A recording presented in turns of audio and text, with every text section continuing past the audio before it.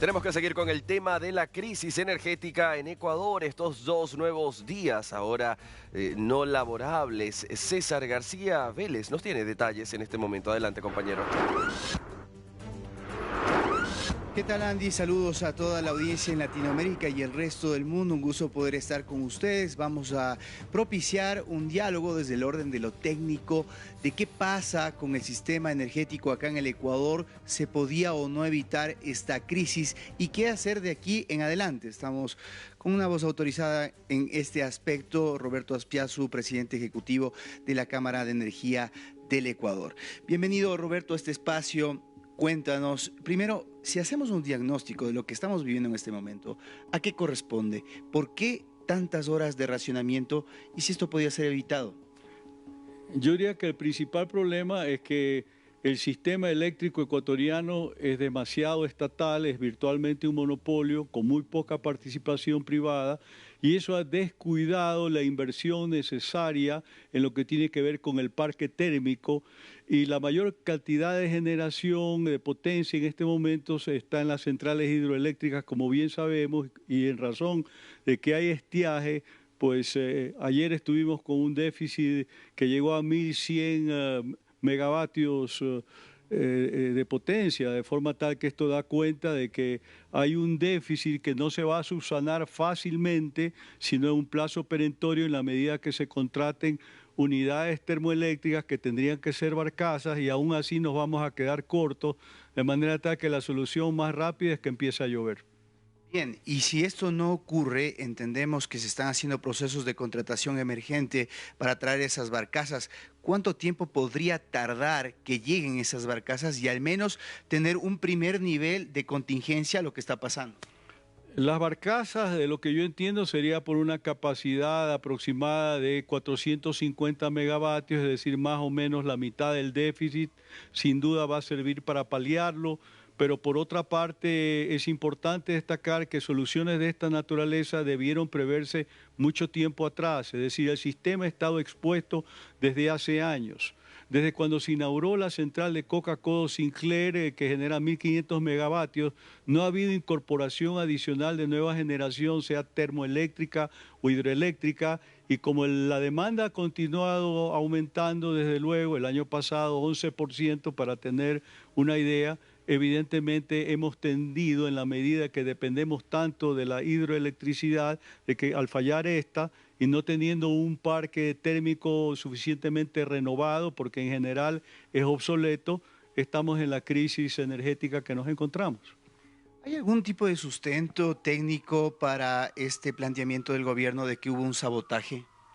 Yo no quiero entrar en un terreno de especulación, conozco en líneas generales la denuncia que se ha presentado, creo que es importante conocer las pruebas que habría alrededor de este suceso y bueno, desde luego decir que finalmente el problema del Ecuador con mucho obedece al exceso de burocratismo y estatismo, que se toma demasiado tiempo en la toma de decisiones y ese es el factor determinante para que muchos proyectos de generación que han estado en la agenda de los dos gobiernos anteriores no se hayan realizado y ahora que tenemos un gobierno de apenas 4 meses y medio, le toque pagar los platos rotos. Para poder generar y ser sostenible y sustentable en el tiempo, el sistema energético del país, ¿a qué podría recurrir? Tenemos un 70% de generación hidroeléctrica, pero también hay ámbitos que no se han explotado, el tema del gas, el tema de la energía termoeléctrica mismo, que pues tiene que fortalecerse.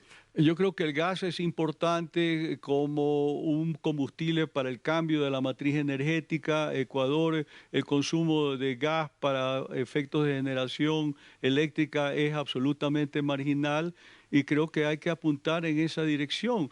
Se da el caso de la planta de Termomachala al sur del Ecuador, en la frontera con el Perú, que hay 160 megavatios de capacidad instalada, pero como no hay gas natural disponible debido a que la producción del campo Amistad en el Golfo de Guayaquil no genera suficientes volúmenes, apenas 15 millones de pies cúbicos cuando se requieren 60, es decir, 4 veces más, entonces ahí hay una capacidad inutilizada que en este momento sería indispensable tenerla en funcionamiento.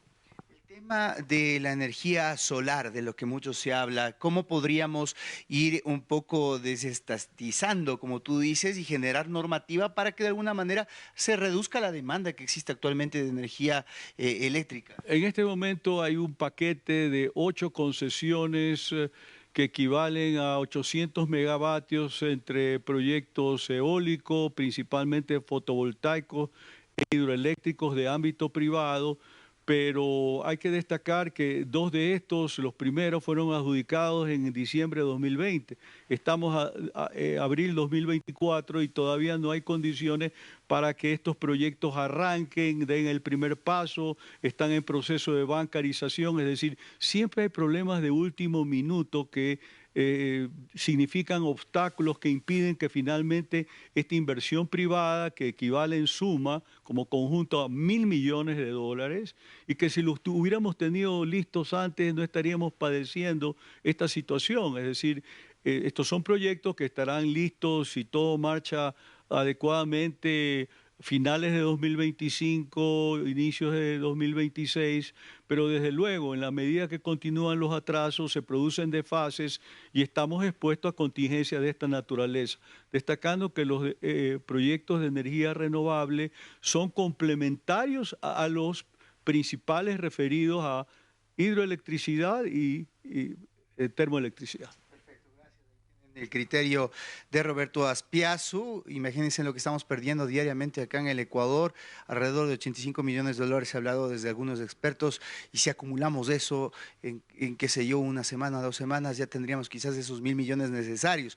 Lo importante es tomar las decisiones ya y que de alguna manera se diversifique esa matriz energética y que no seamos cortoplacistas, Andy, que de alguna manera demos una solución integral a un problema que ahora nos está costando por la falta de decisión, y lo que ha dicho también el tema de la burocracia estatal, que también tiene que un poco irse reformando para poder permitir que las decisiones se tomen rápido y en el tiempo en la que se amerita para no llegar a este punto.